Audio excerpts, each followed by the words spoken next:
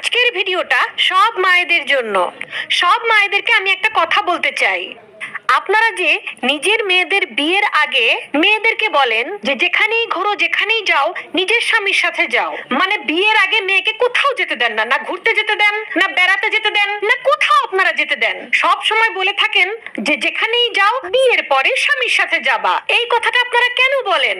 আর এমন ভাবে বলেন যেন আপনি নিজের বিয়ের পর সারা বিশ্ব ঘুরে বেরিয়েছেন। প্রত্যেক বছর থাইল্যান্ড, লন্ডন, আমেরিকা, সুইজারল্যান্ড এগুলো যেন মনে হয় আপনি ঘুরে বেড়াচ্ছেন প্রতি বছর বছর। যেখানে বিয়ের পর আপনি নিজে ওই সবজির দোকান আর মুদিখানার দোকান ছাড়া নিজে কোথাও ঘুরতে যান নাই, সেখানে আপনি নিজের মেয়েকে কিভাবে স্বপ্ন দেখান যে যেখানেই যাও তোমরা বিয়ের পরে যাও, স্বামীরা ঘুরিয়ে নিয়ে আসবে। আপনার মেয়ের বাবা আপনাকে কয়টা দেশ ঘুরিয়েছে, কোন কোন জায়গায় ঘুরিয়েছে একটু বলেন তো দেখি।